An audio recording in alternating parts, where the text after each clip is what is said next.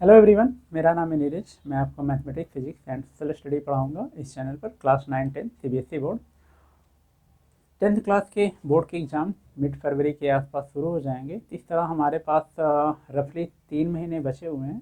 तो जिनको लगता है उनकी प्रिपरेशन अच्छी नहीं हुई है और मार्क्स उनके कम आ सकते हैं बोर्ड में, तो टेंशन मत लीजिए। अभी भी बहुत ज़्यादा कुछ बिगड़ा नहीं है। 3 महीने काफ़ी टाइम है। अगर इन 3 महीनों में आपने अच्छे से मेहनत कर दिया तो आपके मार्क्स ज़रूर अच्छे आएंगे।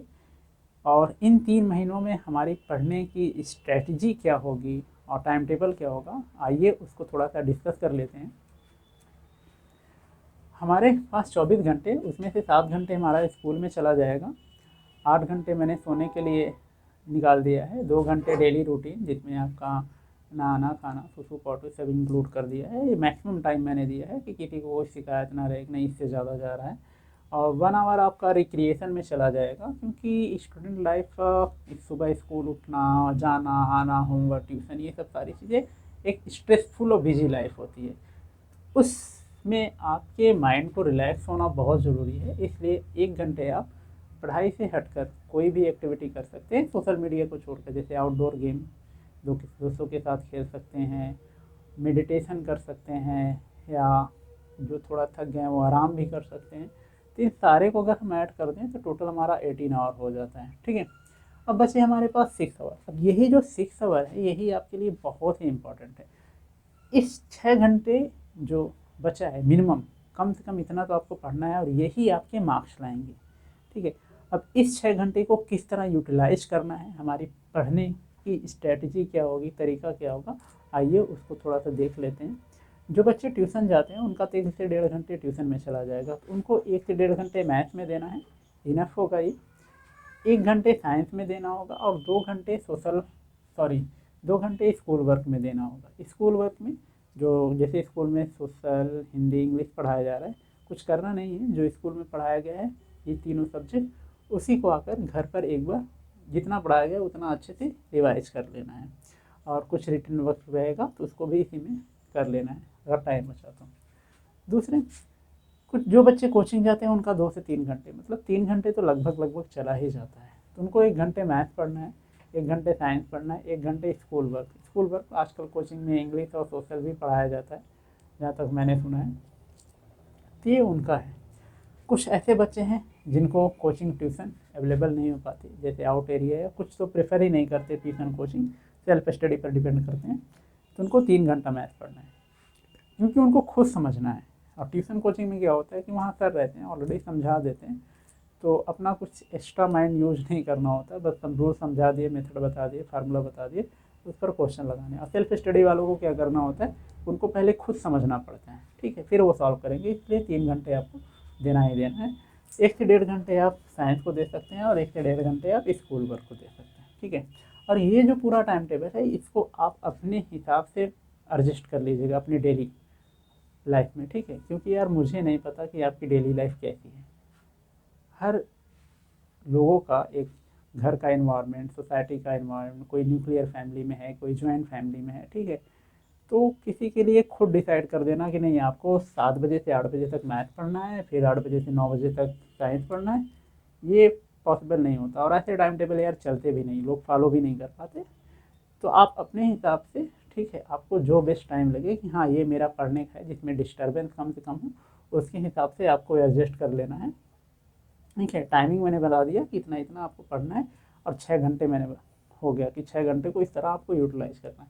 हाँ, अगर मान लीजिए कोई 6 घंटे सोता है या कोई 7 घंटे सोता है, या किसी का स्कूल पास में है वहाँ से टाइम बचता है, तो अगर आपका एक्स्ट्रा टाइम कुछ आता है इस 6 घंटे के सिवा, मान लीजिए किसी के पास 7 घंटे बच जाते हैं, 8 घंटे बच जाते हैं, तो जो एक्स्ट्रा टाइम बचेगा उसको आपको साइंस में देना है।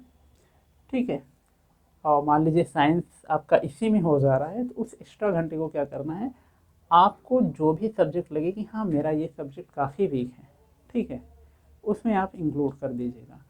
अब कुछ ऐसे बच्चे होते हैं जिनकी, होते तो सीबीएसई बोर्ड से हैं लेकिन उनकी इंग्लिश थोड़ी वीक होती है, मतलब वो जो भी चीज़ एक्सप्रेस करना चाहते हैं ना, उन सेंटेंस में नहीं बता पाते। ठीक है, सेंटेंस में प्रॉपर सेंटेंस में नहीं लिख पाते।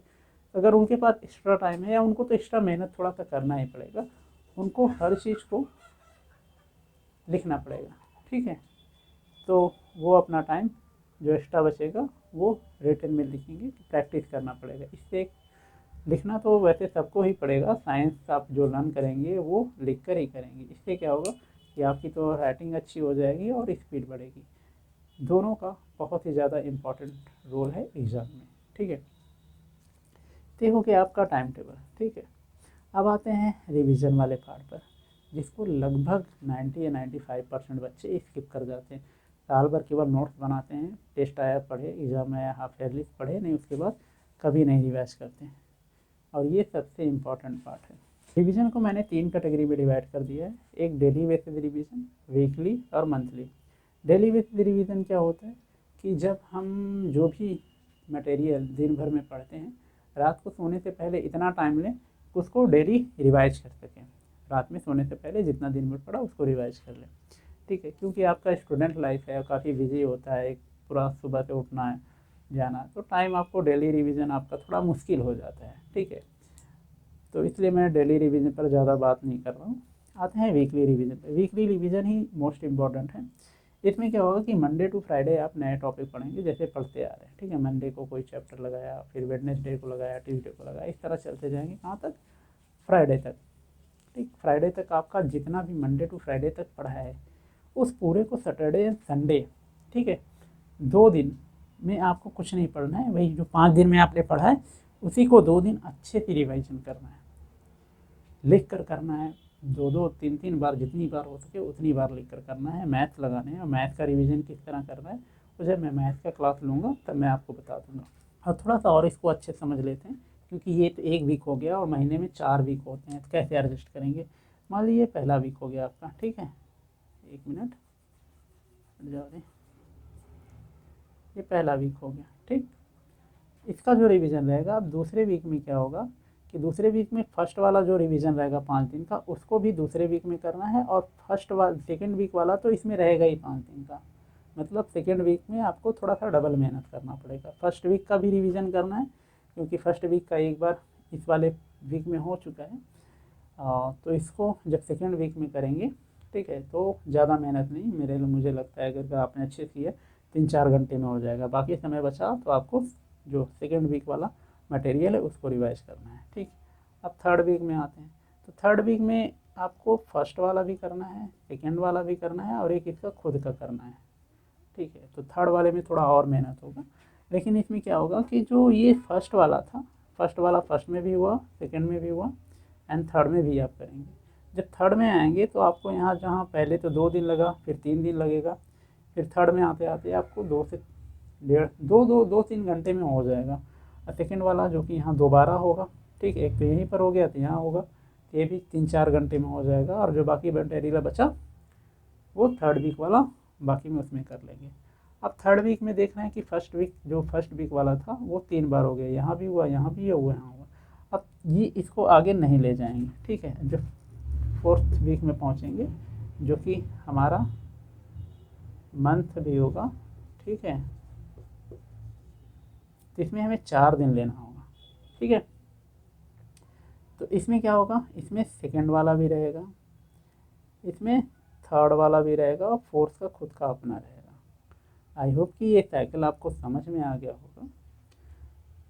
तो फोर्थ में क्या करेंगे, 2 दिन तो करेंगे ऐसे, फिर 2 दिन का बचेगा, उस 2 दिन में इस पूरे को करना है, क्योंकि ये मंथली रिवीजन का आ जाएगा, मतलब 1 महीने में जो पूरा पढ़ा हुआ है आपको करना है। तो उसमें देखो ये 4 बार हो जाएगा, ये 4 बार हो जाएगा, ठीक है, ये 3 बार हो जाएगा, और ये 2 बार हो जाएगा। फिर इसी प्रोसेस को नेक्स्ट मंथ में ट्रांसफ़र कर देंगे फर्स्ट वीक में, ठीक है। ये उस वाले में, ये उसमें, ये एक प्रोसेस है। आपको आई होप कि समझ में आ गया होगा। अगर नहीं आया होगा तो कमेंट में बताइएगा, मैं केवल इसी को एक अलग से एक्सप्लेन कर दूंगा, ठीक। तो ये हो गया हमारा रिवीजन। जब इस तरह का रिवीजन आप कर लेंगे तो आप खुद देखेंगे 1 महीने में जितना भी आपने पढ़ा है उससे जो भी क्वेश्चन पूछा जाए, ठीक है, लगभग आप सभी का आंसर ईजिली दे पाएंगे, ठीक है। और इसी तरह अगर आप रिवीजन 2 महीने कर लिए तो ये मान कर चलिए कि आपके अच्छे मार्क्स आने से कोई नहीं रोक सकता, ठीक है। लेकिन कंटिन्यूटी बनी रहनी चाहिए। ये नहीं कि 1 महीने किए फिर कुछ हफ्ते किए छोड़ दें, ऐसा नहीं, लगातार आपको पूरा ये टाइम टेबल और ये रिवीजन फॉलो करना होगा। अब बात कर लेते हैं नोट्स की। भाई नोट्स कैसे बनाएं?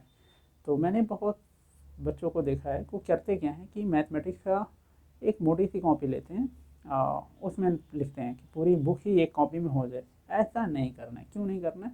2 रीज़न है। पहला कि जब आप इतनी मोटी कॉपी बनाते हैं ना, लास्ट में जब आपको रिवीजन करना होता है तो एक प्रेशर बन जाता है माइंड पर, साइकोलॉजिकल प्रेशर हो जाता है कि भाई हमें इतना ढेर सारा रिवाइज करना है। ठीक है, तो एक प्रॉब्लम ये है। दूसरा है कि हमें उसमें चैप्टर और एक्सरसाइज ढूंढने में प्रॉब्लम होती है। ठीक है, क्योंकि सब एक साथ होते हैं, कुछ उसी में रफ भी करे रहते हैं। तो 2 प्रॉब्लम सबसे इम्पोर्टेंट ज़्यादा है। इसके लिए आपको करना क्या होगा कि आपको हर चैप्टर की एक पतली कॉपी बनानी होगी। जैसे ट्रिग्नोमेट्रिक अलग बना लिए, पॉलिनोमियल का अलग बना लिए, स्टैटिक्स का अलग बना लिए, ठीक है, क्वाड्रेटिक इक्वेशन का अलग बना लिए। तो हम चैप्टर वाइज इजीली रिवाइज कर लेंगे। अवेलेबिलिटी हमारे पास रहेगी। हमें क्वाड्रेटिक इक्वेशन करना है तो उसकी कॉपी रहेगी, उस पर मार्कर से मोटा सा लिख दीजिएगा, वो तुरंत मिल जाएगा, ढूंढना नहीं पड़ेगा।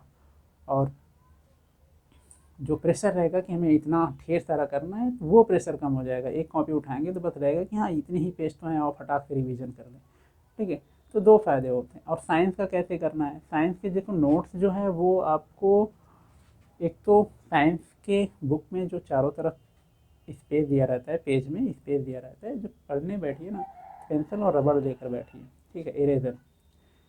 तो अगर कोई टॉपिक पढ़ रहे हैं, उसका कोई आपको डिफिनीसन आ गया या कुछ कॉन्सेप्ट उसका बना है या कोई वर्ड है उसका मीनिंग है, तो वहीं जो स्पेस रहता है वहीं पर लिख लीजिए छोटा सा, कि जब दोबारा आप जाएंगे ना, तो अगर जो लिखे हुए हैं, ठीक है, उस समय तुरंत उसी को पढ़ लेंगे तो पूरा का पूरा पेज या वो पूरा टॉपिक आपको अच्छे समझ में आएगा, पूरा फिर से नहीं पढ़ना पड़ेगा। होता क्या है कि जब हम एक बार पढ़ते हैं हमको अच्छे से समझ में आ जाता है, लेकिन जब छोड़कर दोबारा जाते हैं ना तो वो चीज़ें भूल जाती हैं, फिर हमको उतना पूरा पढ़ना पड़ेगा। ठीक है, एक तो ये हो गया। और कॉपी बना रहे हैं तो कॉपी जैसे मैंने बताया कि पतली पतली कॉपियाँ बनाई हैं। उसमें क्या करना होगा, मैंने कुछ देर बच्चों को देखा है, वो हेडिंग डालेंगे फिर लंबा चौड़ा थ्योरी लिख देते हैं। यार हमें बुक नहीं लिखना है, ठीक है, हमें नोट्स बनाने हैं। इस तरह तो बुक लिखी जाती है कि और बुक में ऑलरेडी दिया हुआ है ऐसे, तो क्या फ़ायदा, तो बुक में ही ना पढ़ लें। नोट्स में क्या करना होगा, आपने हेडिंग डाला, कोई भी टॉपिक है, आपको उस टॉपिक को पढ़ने के बाद या टीचर जो समझाया उसका जो भी थॉट प्रोसेस हो, जो भी कॉन्सेप्ट क्लियर हो, जैसे भी लगाओ कि हाँ ऐसे ऐसे ये चीज़ें मुझे समझाई, सेम लैंग्वेज में आपको लिख लेना है। ठीक है, कतई मत सोचिएगा कि हाँ कोई पढ़ेगा तो कैसा लगेगा कैसा नहीं लगेगा। पढ़ना आपको है, आप अपने नोट्स, अपने लिए नोट्स बना रहे हैं, किसी और के लिए नोट्स नहीं बना रहे। और आपकी कॉपी म्यूजियम में नहीं जाएगी कि हाँ इतना अच्छा कॉपी है इतना ख़राब कॉपी है, कोई फ़र्क नहीं। नोट्स वही फ़ायदेमंद है जो हमारे लिए बेनिफिशियल हो। ठीक है, ये नहीं कि हम खूब सुंदर सा बना लें लेकिन हमको कोई फ़ायदा वो ना दे पाए। ठीक है, तो इस तरह सारे सब्जेक्ट के नोट ही ऐसे बनाए जाते हैं। फ्लो चार्ट, पाई चार्ट, फिर बहुत सारे चीज़ों से बना सकते हैं, मतलब जितना शॉर्ट हो सके कि कुछ चीज़ें लिख दें उतने में ही हमारा क्लियर हो जाए, तो ईजी रहता है रिवाइज करने में और बोर नहीं होते। अब जब लंबा चौड़ा थ्योरी लिख देंगे तो पढ़ने में ही बोर हो जाएंगे। ठीक है, तो ये हमारा नोट्स का भी हो गया। और बाकी जब मैं पढ़ाता रहूँगा तो बीच बीच भी बताता रहूँगा और क्या क्या चीज़ें करनी है। अब कुछ बच्चे इसी डाउट में रहते हैं कि, डाउट में क्या रहते हैं, हमारी फैमिली आसपास के लोग रहते हैं। अब कुछ जो टॉपर होते हैं उन दोनों उनको देखकर घर वाले कहते हैं कि भोर में पढ़ो, पता चला जो टॉपर है वो रात में पढ़ रहा था, कोई कब पढ़ रहा था। तो इसमें भी डाउट रहता है कि भाई रात में पढ़ें कि भोर में पढ़ें। देखो पढ़ने का कोई टाइम नहीं है, सिंपल सी बात। आप कभी भी पढ़ सकते हो। हर टाइम पढ़ने वाले टॉपर भी हैं और हर टाइम पढ़ने वाले फेलियर भी हैं। जो भोर में पढ़ा है वो भी टॉपर है, जो रात में पढ़ा है वो भी टॉपर है, 3 बजे से 4 बजे तक रात में जो पढ़ा है वो भी टॉपर है, शाम में जो पढ़ा है वो भी टॉपर है। और इन सारे में पढ़ने वाले भी जितना मैंने बताया फेलियर भी हैं। तो ये मत सोचिएगा कि किस समय पढ़े। हाँ, आपका जो बेस्ट टाइम मिलेगा, जैसे कि भाई जॉइंट फैमिली है, हल्ले शोर वगैरह ज़्यादा हो रहा है, तो उसमें क्या होता है कि सोने के बाद रात का टाइम थोड़ा हमको ज़्यादा पीसफुल रहता है, इसलिए लोग रात को प्रेफर ज़्यादा करते हैं। लेकिन आपका न्यूक्लियर फैमिली है, आपको एक अच्छा सा रूम मिल गया, स्टडी रूम मिल गया, तो आप कभी भी पढ़ सकते हैं।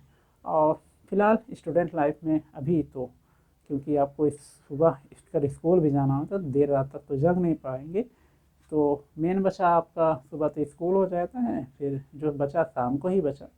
ठीक है, हाँ अगर आपको शाम में थोड़ी दिक्कत हो रही है, जॉइंट फैमिली है, तो आप शाम में थोड़ा सो लीजिए, जल्दी ही सो जाइए और रात में जल्दी उठकर कुछ पढ़ लीजिए। ठीक, तो ये तरीका होता है पढ़ने का कि जहाँ भी जैसे भी आपको कंफर्टेबल लगे, डिस्टर्बेंस ना हो, वहाँ पर आप पढ़िए। हाँ, रात में मत जागिए क्योंकि सुबह आपको उठना है। नींद नहीं पूरी होगी तो ये जो 7 घंटे है आपका पूरा बर्बाद और दिन बर्बाद। तो रात में आपको जल्दी ही सो जाना है, पूरी नींद लेकर ही स्कूल जाना है क्योंकि दिन भर आपका अच्छा रहे।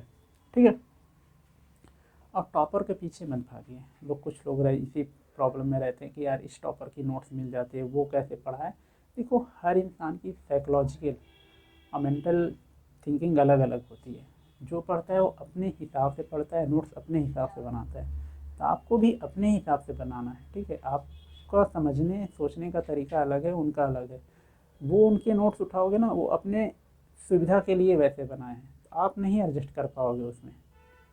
तो कभी भी इस तरह मत भागिए। हाँ, टॉपर हैं तो वो जान लीजिए कि उन्होंने कितना मेहनत किया था, क्या क्या सेक्रीफाइस किए थे। ठीक है, वो करिए, उनके नोट्स के पीछे कभी मत भागिए। ठीक है, और सबसे इम्पोर्टेंट यार, अगर आपको मार्क्स लाने हैं इन 3 महीनों में, तो सोशल मीडिया तो आपको छोड़ना ही पड़ेगा। ठीक है, कोई ऑप्शन नहीं, क्योंकि आप कब आधे घंटे से 1 घंटे, 1 घंटे से 4 5 6 घंटे बीत जाएंगे पता नहीं चलेगा। और दिन से वीक, वीक से मंथ, और मंथ बचे ही कितने हैं। तो प्लीज़ आपसे हम्बल रिक्वेस्ट है, सोशल मीडिया को छोड़ दीजिए, फेसबुक व्हाट्सएप को छोड़ दीजिए इन 3 4 महीनों के लिए। मैं गारंटी देता हूँ आपके मार्क्स बहुत अच्छे आ जाएंगे। ठीक है, बस आप ये रूटीन फॉलो कर दीजिए, रिवीजन को जिस तरह मैं बता रहा हूँ उस तरह करते रहिए। और ये पूरा टाइम टेबल आपको केवल 2 महीने फॉलो करना है, नवंबर दिसंबर। ठीक है, क्योंकि दिसंबर के बाद जनवरी में लगभग स्कूल बंद हो जाते हैं। तो उसके लिए मैं दूसरा टाइम टेबल बनाऊंगा, और उसमें क्या है कि ये जो टाइम रहेगा वो मेरा हम लोग का बच जाएगा, तो उसको भी इंक्लूड किया जाएगा कि उसमें क्या क्या पढ़ना है। ठीक है, तो फिलहाल आज के लिए इतना ही। कुछ छूट गया होगा तो कमेंट में ज़रूर बताइएगा, मैं आगे उसको फिर से एक्सप्लेन कर दूंगा दूसरे वीडियो में। और वीडियो आपको अच्छा लगा हो तो इसे लाइक करिए, दोस्तों के साथ शेयर करिए, चैनल को सब्सक्राइब करिए। और मिलते हैं आपसे अगले वीडियो में। अपना ख्याल रखिए, खूब पढ़िए, खूब मेहनत करिए।